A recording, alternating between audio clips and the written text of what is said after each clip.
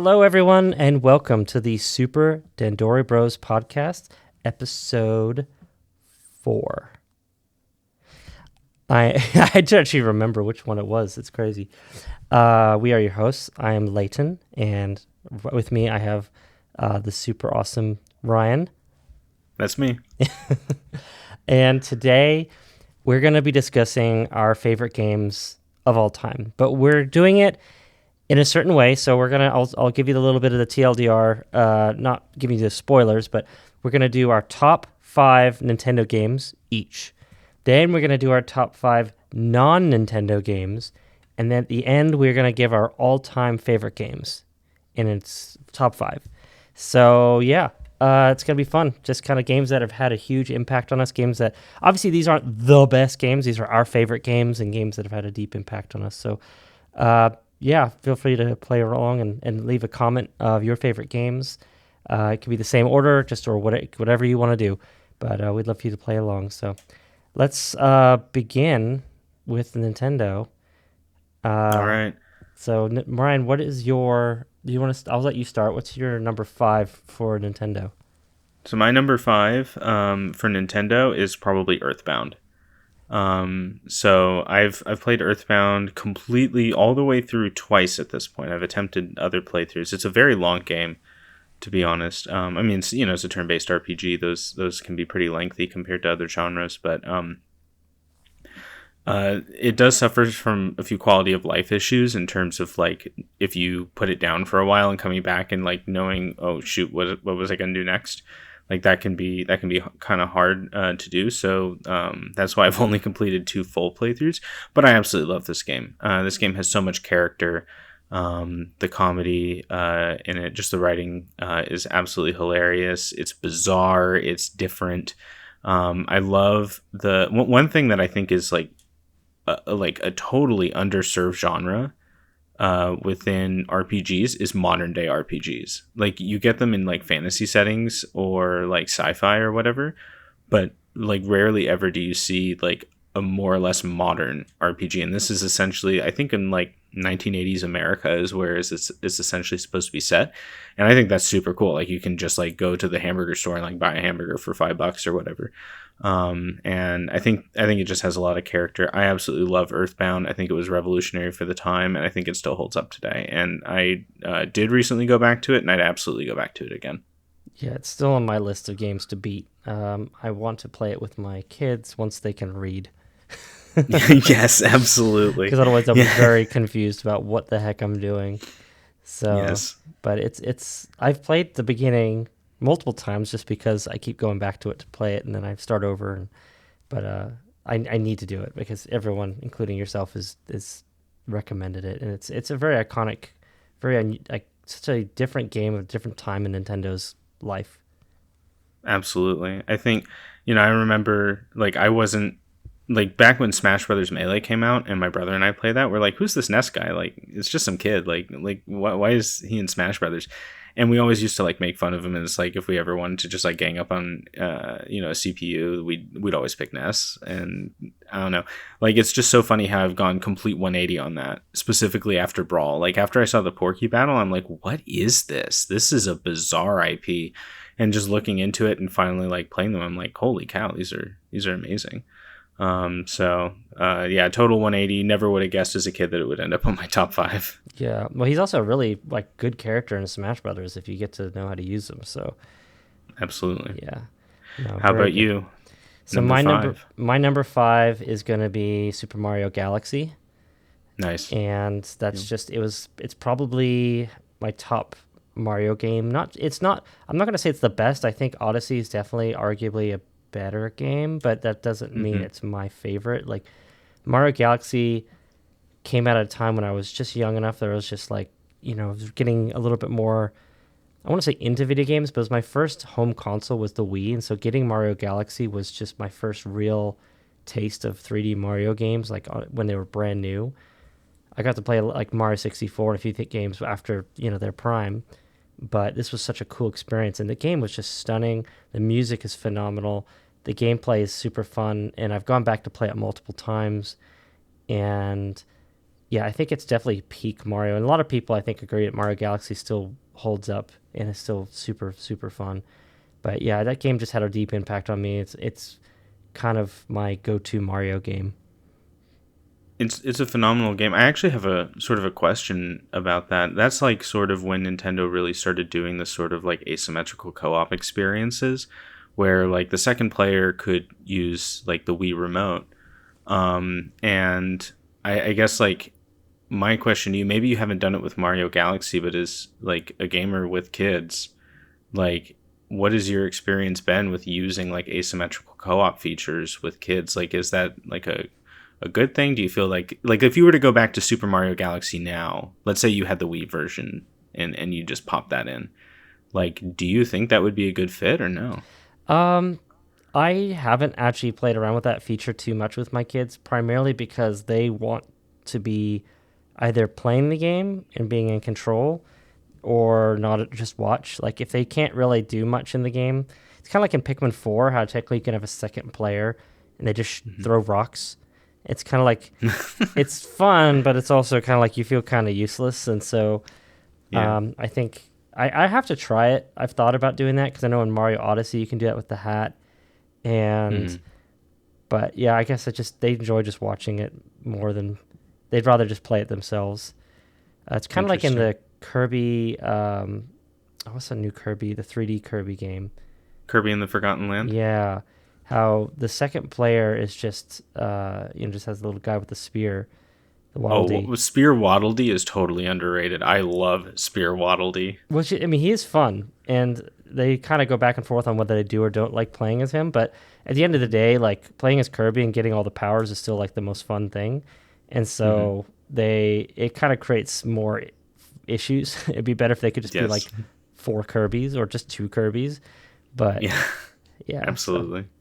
well, so that's my number five. What's your number four? Number four may surprise you. It's going to be a more recent game. It's Legend of Zelda: Tears of the Kingdom. Mm. I had a great time playing this game. You know, I've played through Breath of the Wild. I did that a few years ago. It didn't really click with me at the time. And then you had recommended Tears of the Kingdom, and you let me borrow it, which was the catalyst. I didn't want to shell out the $70. I'm too cheap. But you let me borrow it, and I played the heck out of that game. And even my wife like got into watching it, and she was interested in the story. And I think what clicked for me, I think it was the right game at the right time. I think that I'd sort of like hit a point professionally where I had a little bit more time than I had previously to sit down and play an open world game. And just giving it a try and playing around, and especially like the engineering components of it where you just got to make like whatever you wanted, that just clicked. And it was like an experience that was like synergistic. It made the rest of the game better, which was great. So it's like, you know, okay, you have like, I don't know, the way that you know, you traverse the game and climb and whatever, like fine. But as soon as you could use that to get up somewhere and then like sail off of it, like that makes the climbing even better, right? So like having that relationship between all the game mechanics where everything like more or less worked together in a way that it didn't quite as thoroughly in Breath of the Wild, simply because there are just more elements now. Plus adding, I think, the sky islands and even the depths. I really like the depths. I don't know, just all of it was amazing. I personally consider it a huge step up. I know some people consider it derivative.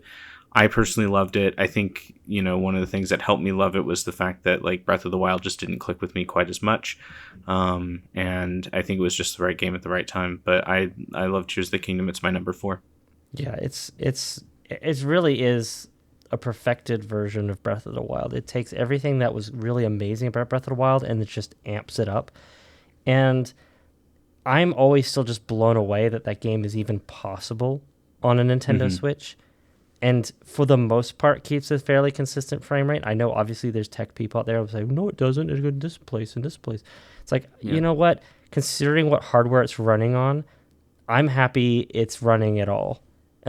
Well, and considering what you can do in Yeah. it, Oh, like the yeah. fact that like the entire game is built around essentially like creating more and more objects and gluing them together Yeah. and having them interact with each other. Like that's wild. And interacting with the environment. You can like people are making stealth bombers and going after like the bokoblins and everything, and just absolute chaos. And yet somehow the structures all function and work properly. All the physics holds up, and everything just works. The only thing that happens is occasionally the frame rate comes down a little bit when you're stealth bombing, a whole army. But the fact that the game still runs is just phenomenal on a system that had outdated hardware when it came out, and the system's 8 years old. So I just think that's a testament to how great that game is. I need to play it again, and but I'm playing through Breath of the Wild right now, so I'll finish that game and then I'll get Tears of the Kingdom back. Absolutely, it is yours whenever we are in the same place. Yeah. So how about you? What's your number 4? My number 4 is Metroid Prime 1. Nice. And I'll say I remastered or not. Really, I mean, definitely the remaster is the way to play it. If you haven't played Metroid Prime 1, play the remastered. It's so much better. Metroid Prime 1 original, super great, but you definitely have to be willing to deal with GameCube controls. Or if you play, I guess, on the Wii version, you have the pointer controls. But I think the dual analog is the best way. The graphics are phenomenal in Prime 1 Remastered, but that game just holds up insanely well. I mean, it does. The atmosphere, the music, the pacing, the storytelling. I mean, it's not obviously a very story-heavy game, but it's like if you want to get into the depths of the story, it's all there for you. If you don't care about story, it's not shoved down your face. It's just subtle. The puzzles are just incredible. Just everything about it is just fluid. It's really one of the best games of all time. And it was, on the GameCube, it was phenomenal. On the Switch, it's still up there with the big dogs. The only thing it needed was a fresh coat of paint and updated controls, and it still holds up today. I would consider that of the Prime games to be the one that sticks most, like, truly to a Metroidvania game genre. You could make a similar argument with Prime 2, but I think Prime 2 has some design differences that pull it away from that. But honestly, I feel like part of what makes Prime 1 so good is the exploration element of it. And I think that helps it hold up because it wasn't holding your hand back then, and it's not holding your hand now. I mean, there's a hint system if you spend too long, which something you can turn off as well. I tend to turn it off, not only because I've played it so much, but also because it kind of got annoying after a while if you already knew where to go. But it's a phenomenal game, and I think that it was built on a really rock solid design that transcends at least the current established like console generations, and it helps it. It didn't necessarily need a lot of power to run, but having more power at its disposal just makes it prettier. You know what I mean? Like it's phenomenal. It scales super well with time. I'm going to say something probably controversial to some people, but I think Prime 1 was a better transition from 2D to 3D than Zelda was with Ocarina of Time. Oh, wow. That is a hot take. It's a very hot take, it's obviously Ocarina of Time is revolutionary and for its time did some phenomenal things, but and obviously there's a generational console thing too, but I just think that what they had to do with Prime 1, like the fact that they went first person, that was kind of a really risky take. Legend of Zelda, like being over the shoulder, like third person, I don't think was that crazy because it's essentially the same as the Zelda games already, just now you have the Z axis to move around, right? It's still kind of very similar to previous Zelda games, just obviously with more dimensions. Obviously, you have to aim certain things, and there's definitely some of that, but I definitely think Prime 1, they definitely had to get very creative with how they adapted the IP. And obviously, this is just my opinion. You feel free to disagree with me, but I just thought it was just an incredibly challenging task that they think they did an insanely good job and don't get enough credit for. I think that one of the things that makes Prime also just such a unique game that works so well is the way that it tells its story, where most of the details are kept behind scan logs, which is really something. It was, to my knowledge, it was the first of its kind, like ever, at least in that depth, where you could scan like random objects and just learn stuff about the environment, like as if you were, Samus herself like scanning it, like not like some random codex like you'd find in like a Mass Effect game, which granted came out later, but sort of like, you know, gets the point across of what I'm saying. But, you know, just like you're in the environment and you scan it and it's like, yep, here are, you know, details about the environment, or, you know, how this plant has interacted with the, you know, local architecture, like whatever.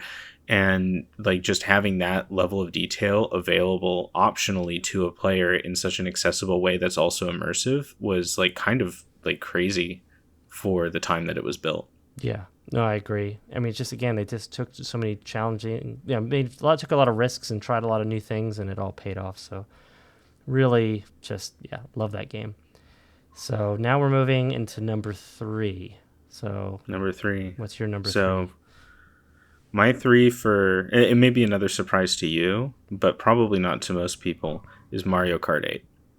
So I love Mario Kart 8. I personally think it's the best Mario Kart. I think I've played it the most. The only one that might eclipse that is Mario Kart DS. I don't know how much time I put into that. I put it in a lot when I was younger, when it first came out. But Mario Kart 8, like, to me is really special simply because my wife and I played so much of it together. She, you know, loved Mario Kart 64. You know, I said, hey, you know, there's a Mario Kart game for the Switch that you and I have never played. Would you want it? Like, is that something that you'd ever be interested in trying? And she's like, nah, I like the Nintendo 64 version too much. So I bought it for her anyway, and it is easily her most played game on Switch. She absolutely loves it. We've spent, you know, hours and hours and hours together playing it. When the Booster Course or Booster Pass DLC came out, you know, that just got us back into the game. And I made sure that every single lap record on her console was set with Wario. I made sure that all of her records were destroyed just so she had to stare at Wario. She doesn't care about records. It doesn't matter to her. I just think it was funny. Also, you know, that with the time trials, it helped get the golden carts, card parts for her. Mm-hmm. To play with if she wanted. But yeah, Mario Kart 8, I think it's the best Mario Kart. I'm excited for Mario Kart 9. I don't know how they could eclipse Mario Kart 8 unless they like totally reinvent it, which I think we had discussed a little bit more in the past. Yeah, I mean, we'll see. I'm excited to see what they do. But yeah, Mario Kart 8 is a reason it's the number one selling game on the Switch. It's a reason they somehow got a Wii U game and just ported it over with some extra content, and it's still an incredible game. It still looks good today. It still plays amazing. Has insane amount of courses. And it's similar story with my wife in that she had never played any Mario Kart other than Mario Kart 64, and now also loves Mario Kart 8. And my kids love it, and we play it, and it's super fun. I love doing battle mode. I'm so glad they fixed battle mode in Mario Kart 8 Deluxe, because Mario Kart 8 Wii U version was awful. And I love battle mode. It's one of my favorite modes. But yeah, it's just so good. Such a good game. Definitely the best Mario Kart. I'd be curious to see if Nintendo can somehow catch lightning in a bottle again with that. Yeah, I certainly hope so. I mean, it's such an amazing. So, I mean, since the Switch version is essentially just a ported, I mean, with some extra features and some maps in the DLC, which is essentially, you know, a ported Wii U game, they've had a lot of time to do Mario Kart 9 or whatever they're going to call it. And so I'm really hoping that we're in for something special with it. Who knows? Maybe all, you know, if we were to redo this, you know, or if put it off for something after Mario Kart 9, maybe the order would change. I don't know. Yeah. Maybe Mario Kart 9 is better, but I just have a hard time like really seeing how you could iterate on it in like a truly meaningful way. I don't know, but I mean, Nintendo is just the master of catching us off guard with ideas that we never considered. I know it looks like it's rumored to have 24 players, which is probably going to be one of the big hooks, but I think there's more to it than that. I think I'm very curious to see what they're going to do. We've got very little information from that trailer, but I don't think that was the point of that trailer anyway. So, yeah. All right. And what about you? What's your number 3? So my number 3 is going to go, it's going to be interesting because the last 2 games have been much newer. This is a much older game. Mm-hmm. It's probably the only older game on my Nintendo list, but it's Star Fox 64. Nice. It's I cannot tell you how many times I played that game as a kid. I loved that game. I think it's one of the best games on the N64. Um, I don't even know how to describe why it's so good. It's definitely like a very personal thing, just certain memories and nostalgia. There's certain parts of it that don't hold up, but I just love how replayable that game is. It's just all the little secrets that were in there, all the little story beats, all the just the little technical things. Like you just could get really good. You just felt so cool flying that star. Somehow they made it feel so good flying the R wing, and I almost called it an X-wing. And, I just love all the banter, the silly dialogue, the characters. I love just that desire. I'm not usually one to do like high scoring things. I tend to like games that are just more like you either win or you lose. But there is an element of that game where I just love getting better and better and replaying each level so that I can like get a better score and just do it better. I'm trying to make myself look as cool as possible, like just dodging everything, taking as little damage, and just looking super awesome. And as a kid, that's what I felt like. I felt like it's, and I still have memories of playing it at a friend's house and not hanging out with my friend because I want to play Star Fox 64. But yeah, that I just have such good memories. That's why it's at number 3 for me. It's probably one of these games that I could go back and play today and still love it. It's the best in the series. They haven't beat it yet, and I'm waiting for them to somehow either just they remade it. I've got it for 3DS, and I definitely love the 3DS version, especially because you can actually invert the controls, which you can't do in the original. It's very, very nice quality of life implementation. Yeah, but I do like, the original one still has a lot of charm. So, but yeah, that's my number 3. It's a little bit of an oddball one, but yeah. I mean, I think it's well deserved, to be honest. Like you said, Star Fox 64 like still holds up today. Like you could easily go back and play it. Is it? I don't have the expansion or the expansion pack for Nintendo Switch Online. I assume it's in that. It's in the N64 library. And it brought Rumble to Nintendo, to like video games in general. Like it was the first. They had the Rumble pack came with that game for the N64 because controllers didn't have Rumble built in, and you had to get an add-on. And then Sony copied it, and they had the DualShock. And but yeah, from there on out, Rumble was a part of video games. It was a big deal. So, and it was so cool to have a controller where, when you got hit with, fire, like the whole controller rattled, and you're just like, oh, I feel like I'm in the game. Yeah, I mean, it's pretty immersive. I personally like Rumble, like, a lot. My wife hates it. Like, immediately, as soon as she gets a new game, she goes to the options and turns off Rumble. That's funny. Like, religiously. It's amazing. Oh, it's actually kind of almost too important now in certain games. Especially with the Switch, people forget. Like, I know that the PlayStation 5 controller has really good Rumble and it has really good, a lot of good those same features. But the Switch was the one that brought in the HD Rumble thing. And while it's definitely not the best anymore, it was really cool when it first came out. And the Pro controller has that too. And so when I play certain games, there's definitely like vibrations that just very much clue you into parts of the game. And it's kind of like, I don't know. I feel like it's super important now. I can't even imagine playing without it now. I mean, it's kind of like sometimes like, like what comes to mind is like in Super Mario Brothers, how like I think some of the castles, I think they're like 2 of the castles where, it's essentially like branching paths in one way or another, and you have to listen for an audio cue. It's like trying to play a game without sound. Sometimes you absolutely need it or you cannot progress. Mm-hmm. Absolutely.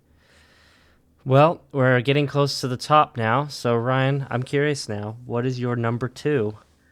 I think you could probably guess them. Well, I don't know which one. Just knowing me. I'm assuming. Well, I guess that's true. I don't know which one you put as your number 1 versus number 2, though. So I'm very curious to see what order you put those 2 in.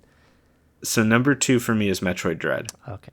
I absolutely love Metroid Dread. I love the whole Metroid series. I even like Other M. I'm not saying it's a good game. I like it. I think it's funny.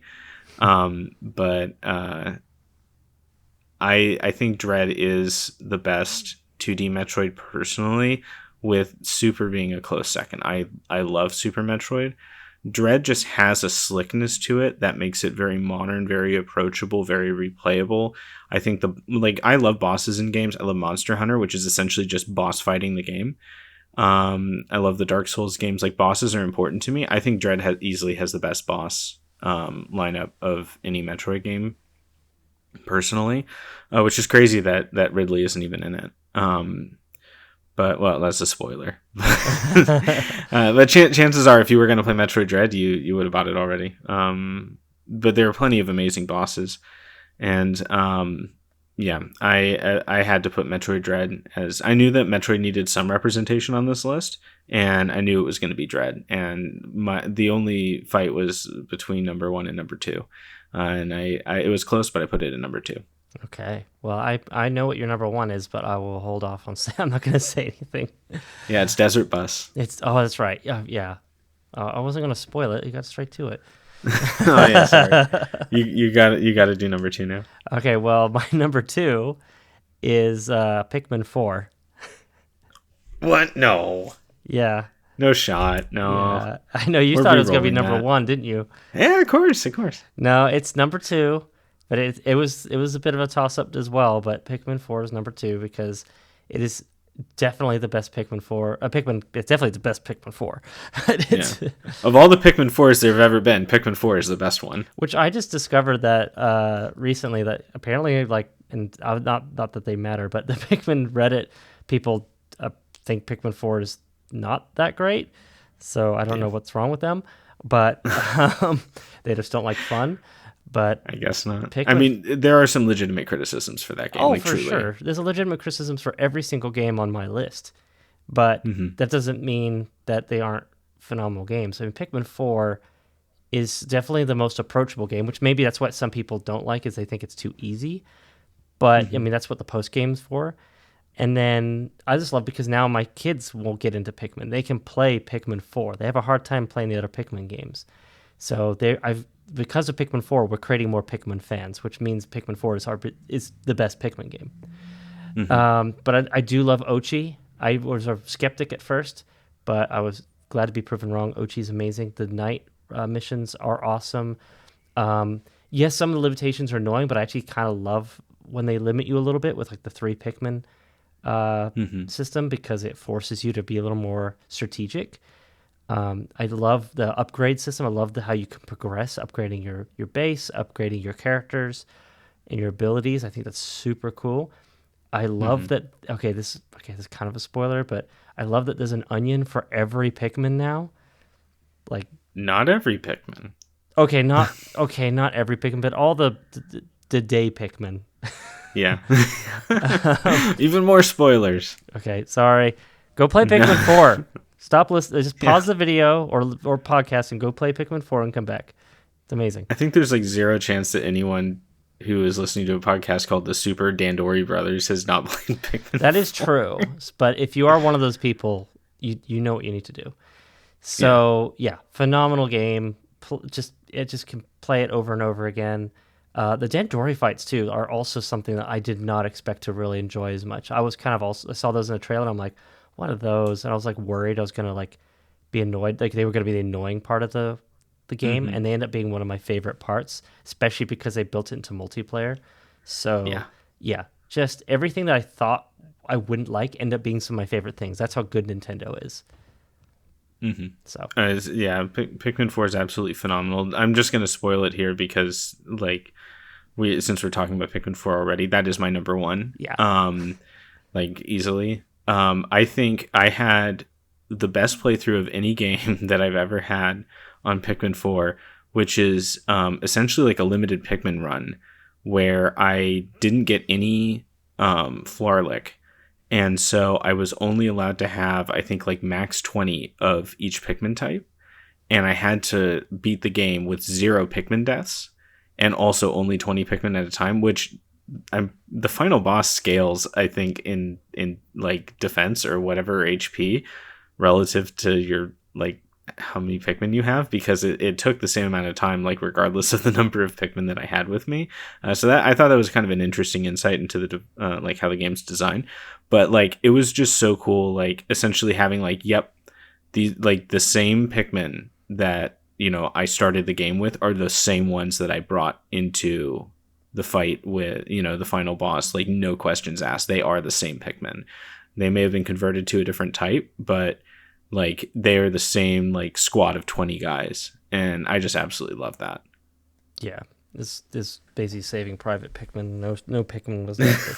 Oh, I shouldn't say that, 'cause a lot of people died in that. But I was thinking like it's like not a single Pikmin. Like made sure they stay alive. Yep, absolutely. That's insane though. I can't even. Yeah, I'm assuming you had to use the rewind feature a few times. I use yes. So essentially, I didn't use the rewind feature. I used the home button feature. For most of it, because I didn't like the thought of rewinding 10 seconds, but I was finally broken in Cavern for a King when the Empress Bulblack's room that's like, it's essentially the small room that it's in where you have to use the geysers to jump over it. Sorry, more spoilers. That is the most frustrating room with a low Pikmin run, because inevitably one of the fat ones is going to get left behind and squashed. Mm-hmm. And so I had to restart that over and over again. So eventually it broke me, and I did use the rewind feature a couple times just to get past that room. But you still didn't lose a Pikmin, so it doesn't really matter.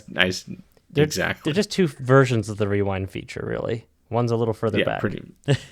One of them takes a little bit longer to load. Yeah. Pikmin 4 though, it's definitely. I mean, obviously that's why we're called the Super Dandori Bros. We both love Pikmin.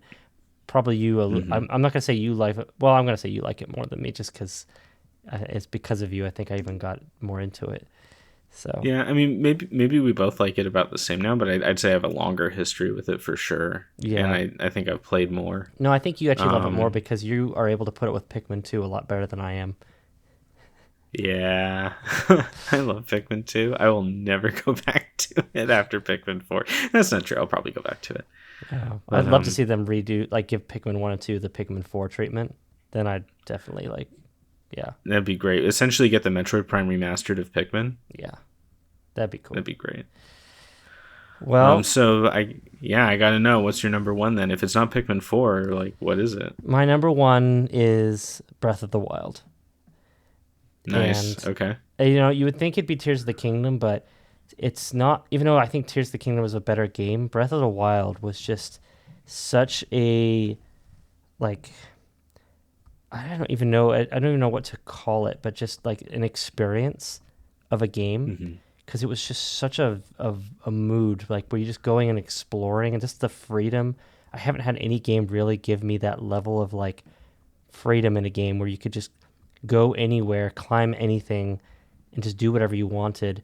And just everything made sense, the physics. And I mean, obviously there's some like video game physics and video game stuff, but like when things burn, it burns, being able to use like metal weapons to finish puzzles because, electricity runs through them, and like and I'm still, even now, finding things that I didn't know you could do in that game. It's just insane how much they jammed into that and just how much it made sense. And it was such a phenomenal game. It still blows my mind that was a Wii U game originally. I have the Wii U version and the Switch version, but the Wii U sunk so the Switch could run. It really did. It was like just paved the way. But yeah, it's such a great game. I'm playing through it for my third time right now on Master Mode, which is actually part of the reason I kind of like. So there's so much I love about Tears of the Kingdom, but I will say I like that there's Master Mode for Breath of the Wild. It really is fun to go back and play it on like a way harder difficulty. Like seriously, fighting gold enemies in that game is just so intense. And they also made it so they had the Champion's Ballad, I think was the DLC 2, which I just beat, so that you can basically get the motorcycle, which is super cool. Nice. Makes the game way easier, but and also upgrades all your abilities so they recharge like way faster, like a third of the time. So that's also really nice. Wow. So, but it's like, so yeah, the DLC also kind of made it a little bit better. I wish Tears of the Kingdom got like at least a Master Mode DLC, but maybe that'll happen on Switch too. But it's just, I just love that game. It's just fun. I've got so many good memories, and I just can't believe how easy it is for me to go back and play it again. And it just, despite having beat it and every single time I beat it, I've like 100% got all the shrines, got all the stuff, and I still go back and I still forget where certain things are because it's just such a massive game, and I still just love discovering everything again for the next time. Wait, do you do all 900 Korok seeds? Okay, so not the Korok seeds. No, that one that's a little crazy. I don't think I've ever done that. Yeah, Once I found out what the reward is for that, I was like, nah, I'm not doing that. it's not worth it.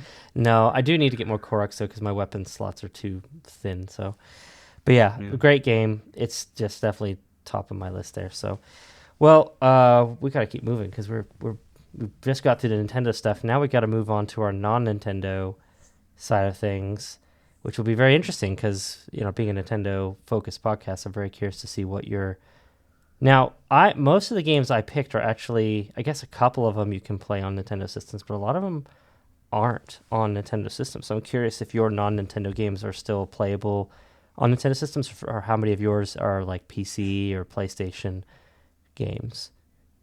Yeah, so two of them are technically playable on Nintendo. Um, One of them it is unfortunately like sort of an inferior version, but at the same time, I've heard it's pretty good. I think it's just missing multiplayer, which is probably a spoiler. But to start it off with that one is going to be No Man's Sky. No Man's Sky is my number 5. I was not really necessarily a day one player. One of our mutual friends bought it day one, and I thought it like looked really cool. And I went over to his place and I played it for like he made me play like 3 hours, and I'm like, this is so boring. I hate it. And then I think like a year later, I sort of like was looking for a game that I could just like chill out and explore, like places that nobody is like really ever like truly like quote unquote been before. And No Man's Sky was like perfect for that. So I'm like, you know what? I'll pick it up when it's on sale. Well, sure enough, it went on sale, and I picked it up. And that's like when they really started. Like that's when they did the ARG and had the Atlas Rises update that like totally changed the game. Like not as much as the one after that. But that's when they like really ramped up their updates, and now it's like, in my opinion, like one of the best games ever. Like there's so much content in it now. It's absolutely insane. So, if you're like a kind of person who just likes exploring and you've never tried No Man's Sky, like I'd recommend it. It goes on sale, like usually $30, like multiple times per year, usually around an update. And even if it's been a while since you played it, like go back. They have like these expeditions that they do from time to time, which is just like a unique way to play the game. And I'm sure they've got one that's starting pretty soon. But yeah, No Man's Sky is number 5 for me. Do you play it on PC or something else? Good question. So I own it on PC, but I actually found it like right after I got married. I found it for like $5 on PS4. My PC was broken at the time, and I'm like, you know what? Like $5, like I'll pay that. And so I own a PS4 version, which gets the free upgrade to PS5. So I actually play it PSVR 2 now, which I think is the best way to play it in my personal opinion. If you can deal with, the motion sickness of flying a spaceship in VR. Yeah, that sounds fun. I've wanted to play that. I've got my VR headset. I've wanted to. I just had to get it for PC, but yeah, it sounds like fun. It's definitely the ultimate comeback story for a game that definitely launched pretty rough.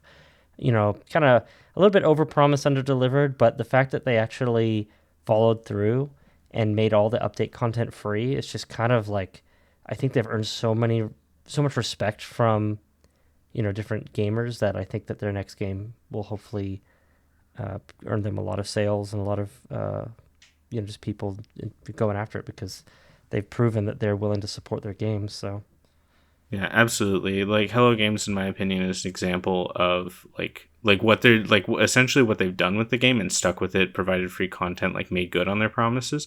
Like that's the kind of like values that you really want to have. Like you want video game developers to have. And granted, like it's a much more complicated situation with a lot of developers who probably mean well, but are like forced by the publisher into releasing something that they don't feel is finished or doesn't really hold up to the original vision. And I think that that's absolutely tragic. But the fact that they were able to pull it off, like if more people, like more developers could do that, I think that, gaming would be a sort of a different place, and we'd have a lot more success stories. yeah, for sure. All right. So what about you? What's number 5? So my number 5 is an older game, and it's probably not something you're expecting, but it's Battlefield 2. and the original Battlefield 2. Not, I don't know if they have a new one, but like back in the, I don't know, Xbox days, basically, original Xbox. But yeah, Battlefield 2, it's kind of a weird game to put in my top 5, but again, it comes down to like one of my metrics for a top game is, would I go back and play it today? And I have. I've played so much of that, and whether it's just against bots or online, but and the new ones are good, but there's just something about just the kind of more the old school arcadey kind of controls. Like, it's not trying to be a realism simulator. It's just a good old fun game, and I just love playing. Like, my favorite thing is just getting in a helicopter and just destroying everybody. And I just have so many good memories playing that with my brother. And so that's probably why it's up there. It's just more to do with just the amount of time I spent with my brother playing that game. And we would just always, team up, and I'd get in a helicopter and fly it, and he'd be the gunner, and we just absolutely just destroy everybody. And it was a good time. So. Absolutely. Sorry, one of my lights just went out for some reason. I thought my power just went out for a second, but. Nah, you're still here, at Yep. least on my end.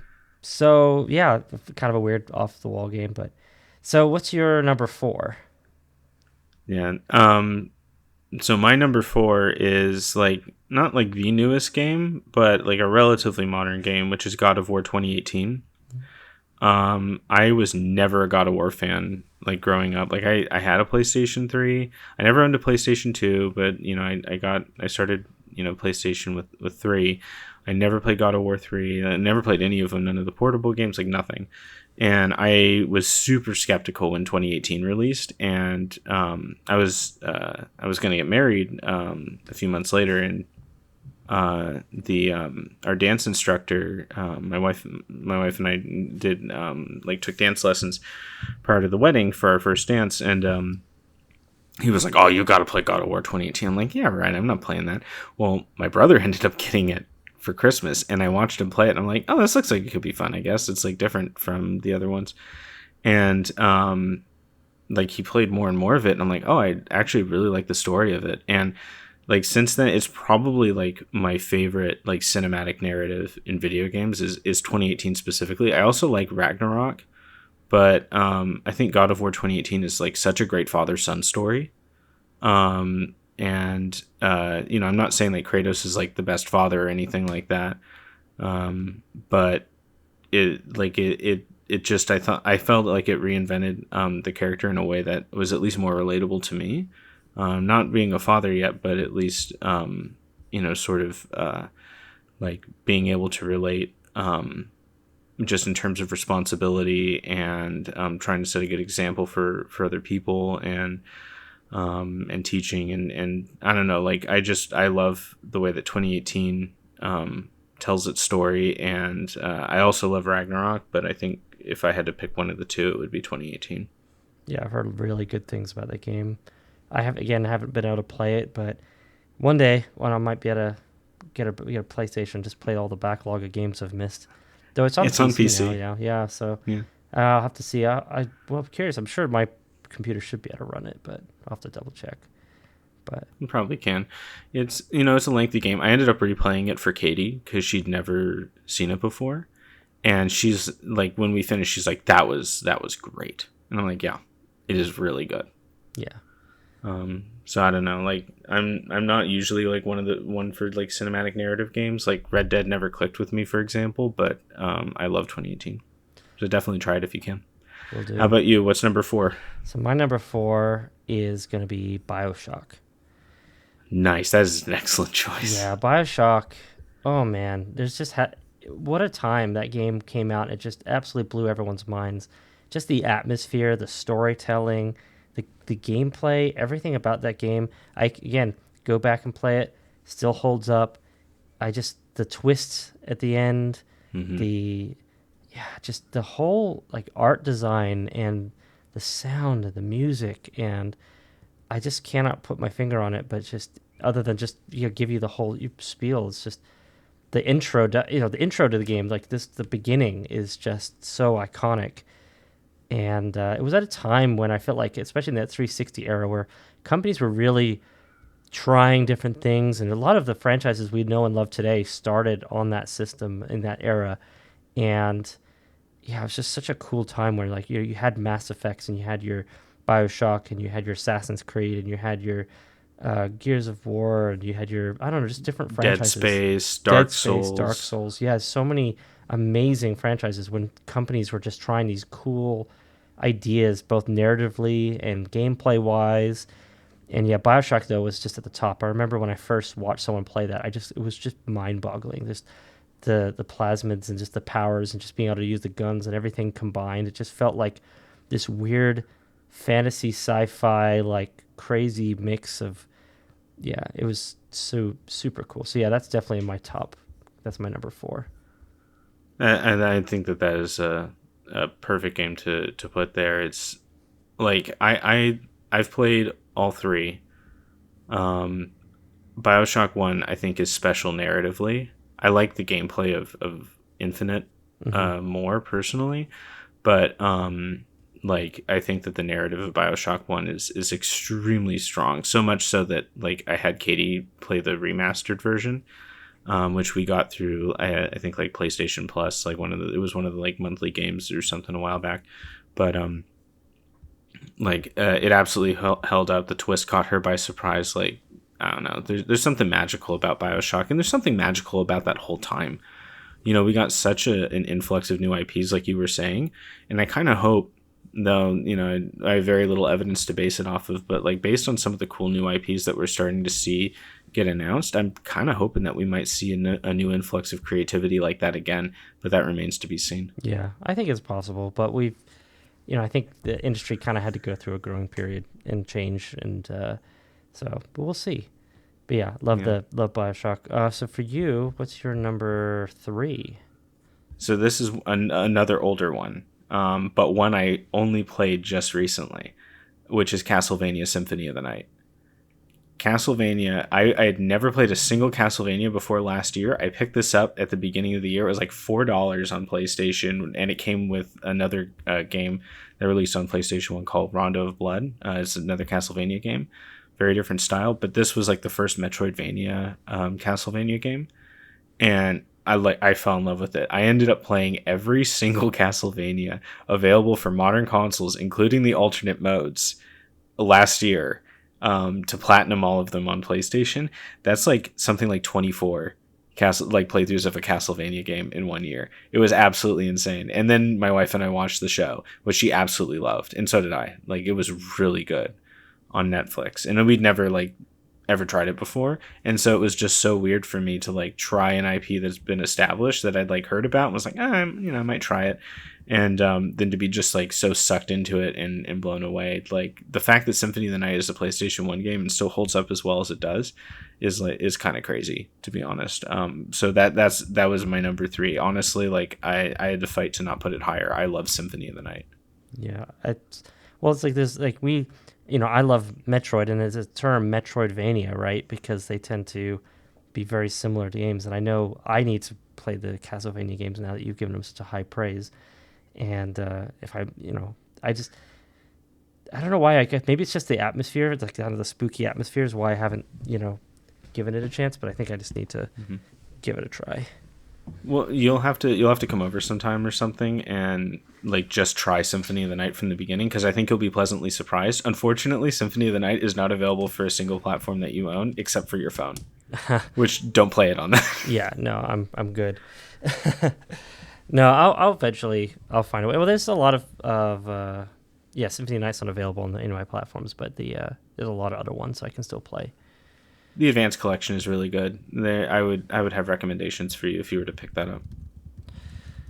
Yeah, no, it's all right. So, but yeah. Number 3, what is it? It's funny that it's number 3 because it's Halo 3. Nice. Okay.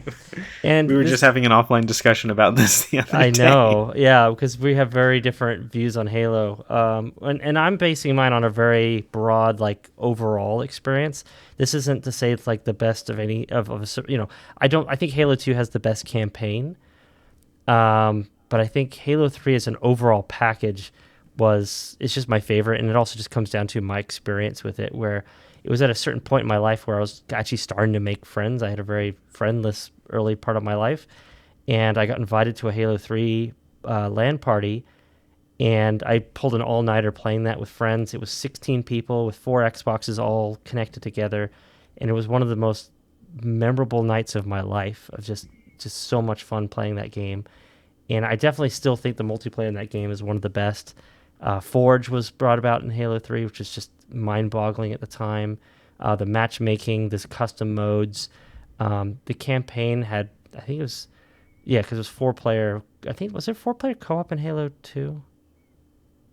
In 2? No, I think it was just 2-player. Yeah, so Halo 3 brought the 4-player co-op.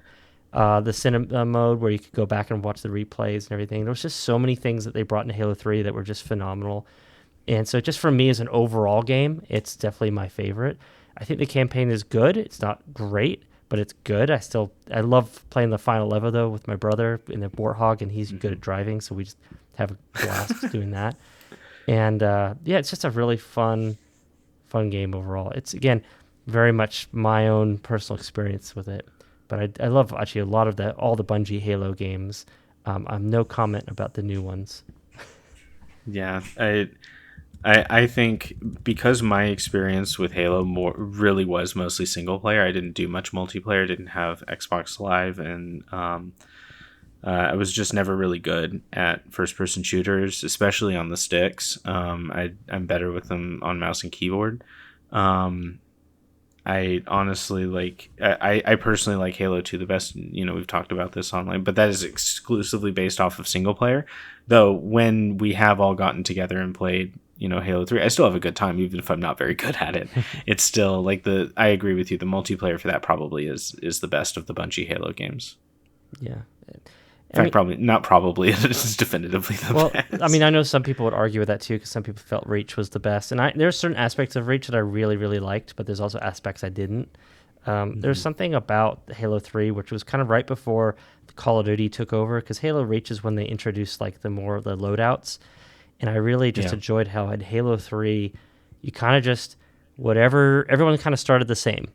Unless you did I don't know if they had a Fiesta mode then, but there was overall, it was almost like its own battle royale, where you kind of start with the basic weapons, and then you just kind of have to find the good weapons. You have to know where on the map to get them, and then you find out how to get map control, and you take, you lose it, you gain it, and it's just this back and forth of just it felt like a much more even playing field. It was definitely you had to be skilled versus just getting lucky, or just, playing lots and lots of hours, so you had the best loadout, where it's no, you can play lots of hours, but at the end of the day, you all get the same weapons. So, it was a super fun game. Still love it. Okay, moving on to number 2. We're getting interesting here. What's your number 2? Number 2, to no surprise to you, is Bloodborne. Oh, yeah. I absolutely love the FromSoft games. I'm actually not as big of a fan of Elden Ring, though I replayed it and had a much better appreciation. It actually taught me that who you play video games with for the first time can drastically influence your opinion of said game. I played with a couple guys who just ripped on Elden Ring the whole time. And the fact that my graphics card was a little underpowered at the time when I played Elden Ring, so all the enemies were invisible, was may have tainted my opinion of the game. Using shadows, I could see the shadows, but I couldn't see the enemies, so I'd have to base my dodge times on when shadows changed, which was really interesting. But that aside, Bloodborne I think is a phenomenal game. I think it's the best of them. It has excellent presentation. I think the world is absolutely fascinating. I love the mix of gothic / Lovecraftian horror, how it goes from sort of a Van Helsing beast, slaying huntathon essentially, descends into a more cultish, religious-ish Lovecraftian horror. by the end of it is absolutely crazy. Like I love it. I think the fact that we haven't gotten a remake of it is criminal. I would definitely be interested in a sequel, though I just don't know where you go from there. But a remake, I think, especially like bringing it to 60 frames per second, bring it to PC, like all that. Like I don't understand why that hasn't been done, but Sony apparently really likes their live service games that they then cancel 75% of, which is really cool. So thank you for wasting Blue Point's time, Sony. Have them do Bloodborne now. Anyway, that Bloodborne is number 2 for me. No, not at all, not at all. I thought it was Bloodborne this whole time, and it was I think it was like a God of War live service game, and I'm like, why? Yeah, I know. I read somewhere, or listened actually on a podcast somewhere else, was talking about, I guess the guy who created Bloodborne, he wants to do a sequel. It's just he doesn't want to let anyone else have any control. He wants to be the one to do it, and since he's been so busy with other things, it just hasn't worked. So, but there's Elden Ring, and then Elden Ring 2, and Elden Ring 5. Well, Elden Ring's getting, that's the buzzword now because it did so well. But it's not going to be called a Souls type game anymore. It's going to be called an Elden Ring type game. Pretty much. Yeah. Which, I don't know. Like, I really like Elden Ring. I think I just like Bloodborne more. Yeah. Well, for me, number 2 is going to be a game. It's actually probably the first game on this list that you haven't played. I'm pretty sure. Did you play Battlefield 2? Briefly. Okay. Because I know you played Halo 3. I know you played BioShock. Is Half-Life Alyx. Oh, yeah, I have not played it yet, but I have to. It is... I cannot describe it as just a game, and it really is an experience. And I know a lot of people can't play it because they don't have the hardware, like a headset. I literally went out of my way to get a VR headset and make sure my computer could run that game, and it could barely, it was just enough. There was a couple fights where the frame rate dipped a bit, which is really hard in VR. And oh, gosh. But it's just... It is incredible. It is the definitive AAA VR game. I don't think anything that I know of has even come close to the polish and the storytelling and the world building and the way you interact. It just is so fluid and so natural to do anything in that game. Mm-hmm. It's top tier. I haven't, and especially because like I didn't have anything spoiled, so I knew nothing going into the ending. I'm not going to spoil it here, but it blew my mind, and I was just like, and the whole way the ending played is an experience. Like you can know watching this online, like you couldn't experience it that way by playing it on a screen. Like VR makes you feel like you're in a different environment, and it played into that so well. And I love how it kind of like it. I can't really say it. It's at the end it does have a twist that kind of fixes certain things and definitely opens things up in the world, which is very exciting. So I'm hoping that to see where it goes. But it was kind of cool how they managed to make a new Half-Life game, even though they didn't make Half-Life 3. It was still a really, really cool new game, new experience, and I just feel like everybody has to play that game. I don't know how. You have to find a way, but and it may be the only VR game you ever play in your life, but I guarantee you will be changed after playing that game. So I guess my question for you is, was the wait worth it? For Half-Life Alyx? After Half-Life 2 Episode 2, was the wait for Half-Life Alyx worth it in the end? Because I still haven't played it. So for me, I'm still in some ways waiting. It's weird because yes, if you're looking for like continuation of the story, then technically no. But if you're looking for just to get back into that universe, which is a really cool world, like the world building in it is so cool, and the characters and the voice acting, the script writing, and Valve just gets really good writers. The script writing is so good. But just how if you just want an amazing game that's unlike anything you've ever played before, you have to play this. I don't know how to put it, like, because I don't want to spoil anything, because there's just certain things you do in this game and certain enemies you fight and just certain things that happen that are just you just can't experience any other way. I think we'll spoil Pikmin 4, but we won't spoil. Yeah, that was a bit of, well, yeah, but this one's more story. I think Pikmin 4 is more just like gameplay, but. Yeah, absolutely. But it's two different kinds of things. I just feel like Half-Life Alyx is one of those games where you really, if you can go into it spoiler free, it really does make the experience better. It's super fun. So Definitely my top in my number 2. What's Well, I your? Oh, so definitely now we're gotta to your play number that. 1, right? Yeah, number one. A game that I'm pretty sure you haven't played, but you really should, and maybe your kids would even like to watch you play. Definitely not play themselves because it's quite challenging. Is Ori and the Blind Forest.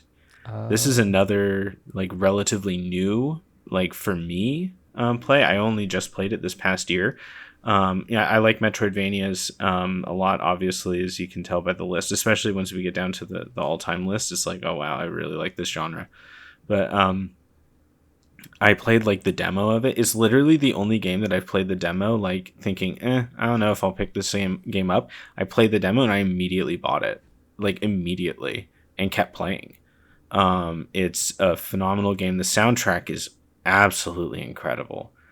It's got I don't know what it is like psychologically about this kind of intro, but like it's sort of got an intro that's reminiscent of the movie Up in just how powerful it is. And there's something about the way that that style is done that is a really strong hook. And I think it's like one of the only games that's ever made me cry at the end. Like it's like absolutely powerful. And I don't know how they did it, but it is definitely my number one like non Nintendo game. And again, I played through it within the last year. It definitely has flaws. The sequel is really good. I haven't beaten it yet, but the first one is just so strong. And there's like one moment everyone knows. If you've played it, you know the moment I'm talking about. You absolutely know. That is just, it's so incredible. With the way that the gameplay and the music blend together, and the challenge of it, like it once you overcome it, like unfortunately you've gotten through what is essentially the best moment in the game, but like it makes the rest of the story richer too. So I highly recommend. I actually do have the game, and I have started playing it. You have? Oh Yeah. wow, okay. So I do need to beat it, but I keep getting sidetracked by other games. So it's one of those. I will beat it, but yeah, the kids did enjoy it. I can't remember what we just finished watching Avatar: The Last Airbender, and so my kids Mhm. kept calling my character Momo. It really does look like It Momo. looks like Momo, so they kept saying like, "Oh, play the Momo game." I was like, "Okay." Yeah, it's a beautiful game. Absolutely Hmm. gorgeous game. It's kind of crazy because it was an Xbox exclusive, I think, for a while, and then Yeah. eventually they now put it out there like they're doing for all their games now. How Um, far are you? I mean, I don't I'm know if you not can too say it far. without I spoiling. think I'm on like the second world, second Okay. map. I don't know how to put it. Like the second, like kind of biome. I don't know. Okay, I guess like this is usually a pretty good marker. Have you like gone? So there are like three like primary like dungeons in the game, right? And one of them is the, I think it's called the Ginso tree. Have you done the Ginso tree yet? I don't remember. I can't say for sure. I just know the last thing I was playing was it's been a little bit, but there was like some kind of creature that was running away from me for a while, and I was Oh, trying to okay, catch yeah, it. yeah, yeah. I know exactly what part you're on. Yeah, so I'm not too far in. I don't I think. would I would recommend keep continuing. Oh yeah, I will. Um, so okay, so that's your number one. Hmm. Uh, my number one is Portal 2. Nice. It's when that game came out.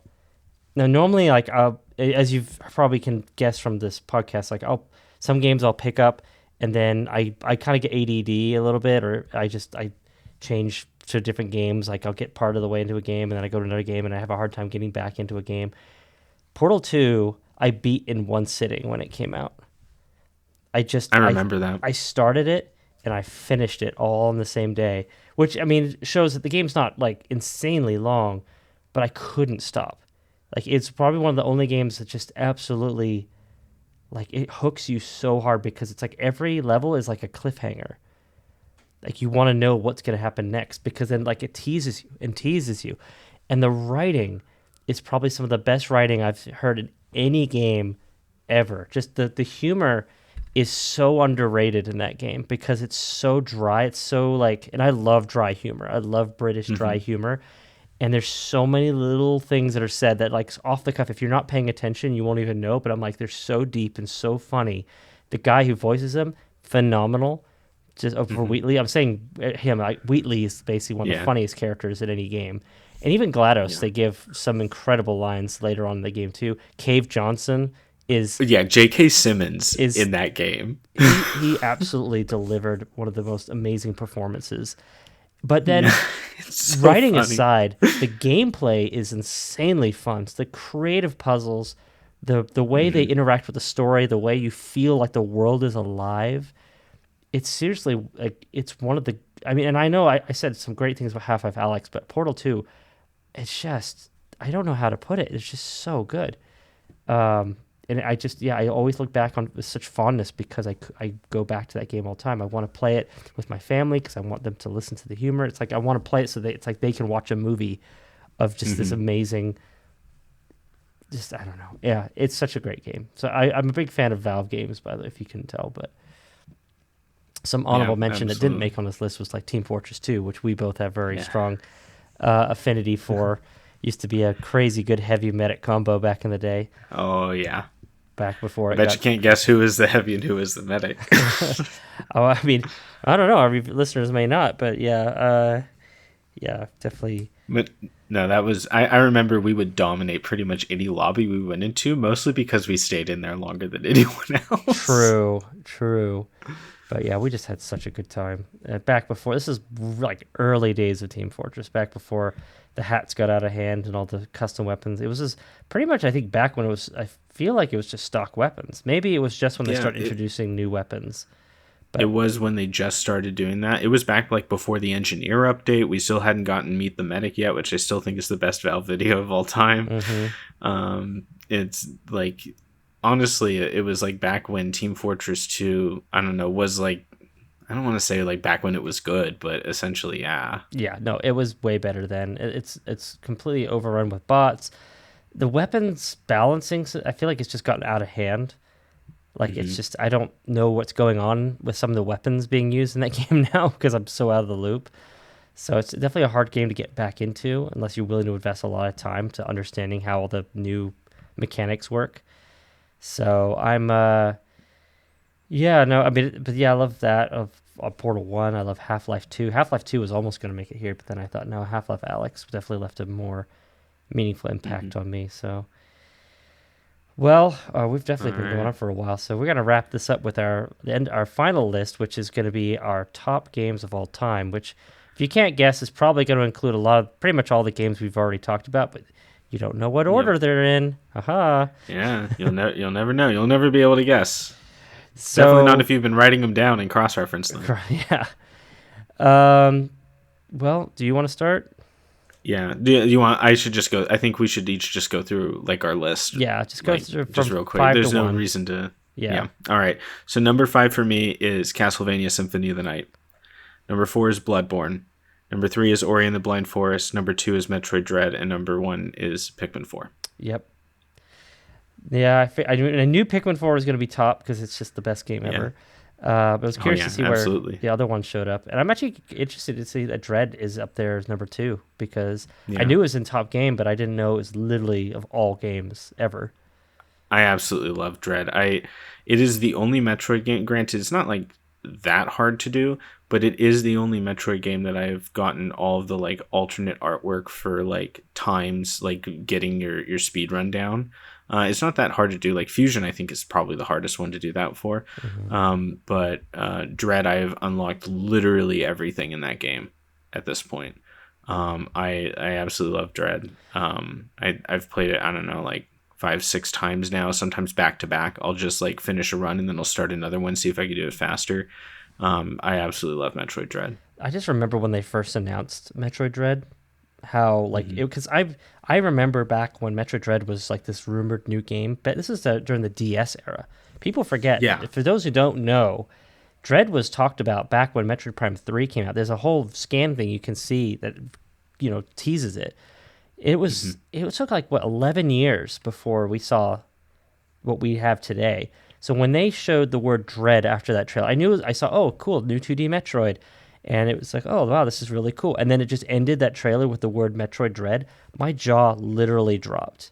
They knew what they were doing. It was they absolutely knew. Yeah, physically, I'm not like a like haha, but I didn't really laugh. Like no, I literally like I could not believe my eyes that it was real. And so, and then it ended up being an insanely good game. Like, it wasn't just that it'd been, some games, they don't live up to the hype. It's been taking so long. This game lived up to the hype. Definitely one of the best Metroid games you can play. Like, if you want to play, I would say it's the best side-scrolling Metroid. I know it's pretty hard to say it with Super Metroid, but I think because of just how refined it is, it's just so good. And then Metroid Prime, I mean, you and I probably disagree on this. Metroid Prime 1 for me is the best first person one. And yeah, that's my take. I think if you're looking for a Metroidvania experience, absolutely 1 is better than 2. But I personally like Prime 2 better because I think it took some really interesting risks, which I think paid off. Yeah. Well, so my all-time favorites, going from number 5 to 1. So 5 is Star Fox 64. Number 4 is Half-Life Alyx. Number 3 is Pikmin 4. Oh, I know. I knew fell even further down. I know, but number 2 is Portal 2 because it's, and then number 1 is Breath of the Wild.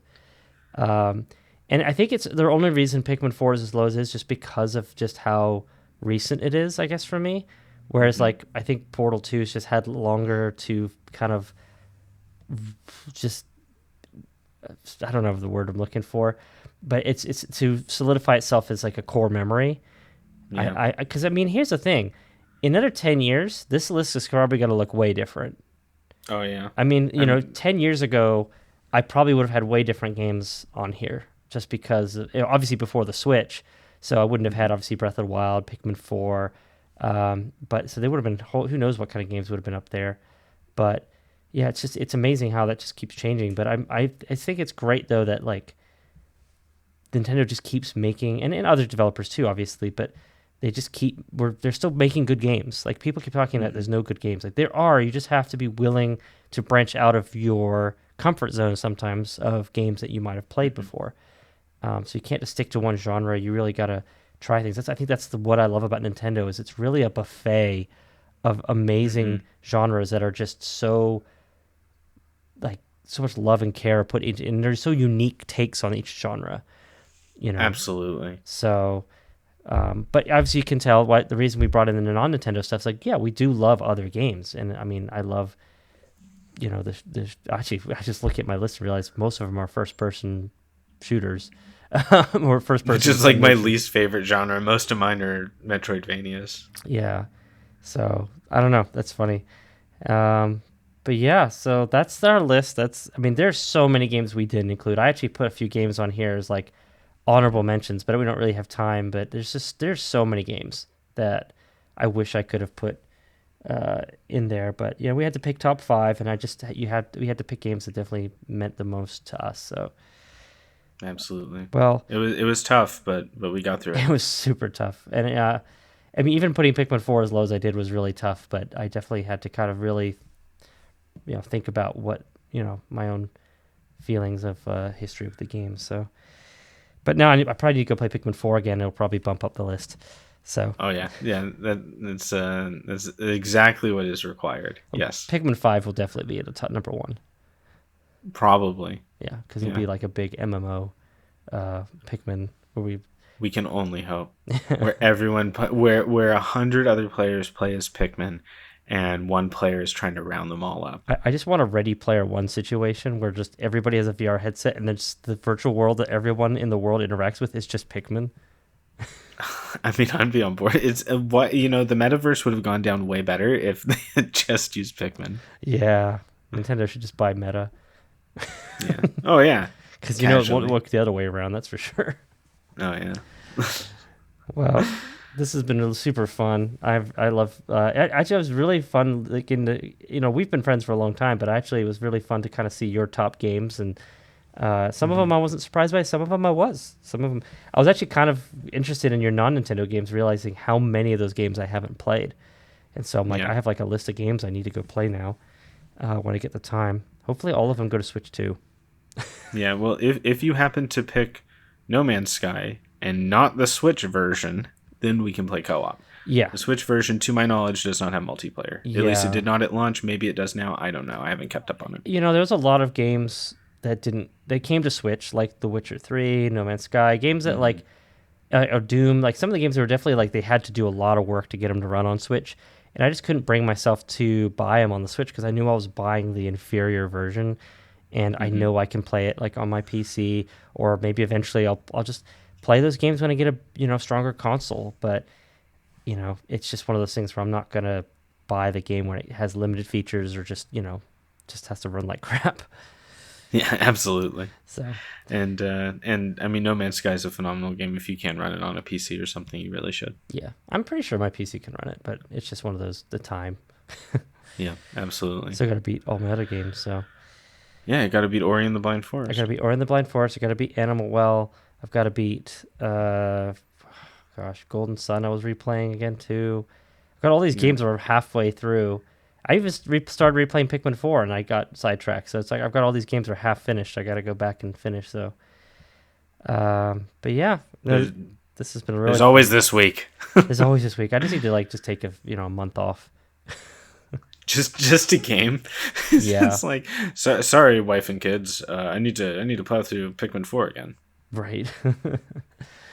Well, this is really fun. Thank you, Ryan, for joining again. And Thank well, you. I mean, Pleasure as always. and hope everyone who listened enjoyed the podcast, and definitely let us know what your favorite games are and why. If you have any special memories with any of these games, or if your game list is similar to ours, I'd be very curious to know, because that'd be kind of cool. But anyway, thanks for listening. This is the Super Dandori Bros. I'm Leighton. He's Ryan, and we will talk to you again next time. Bye. Bye.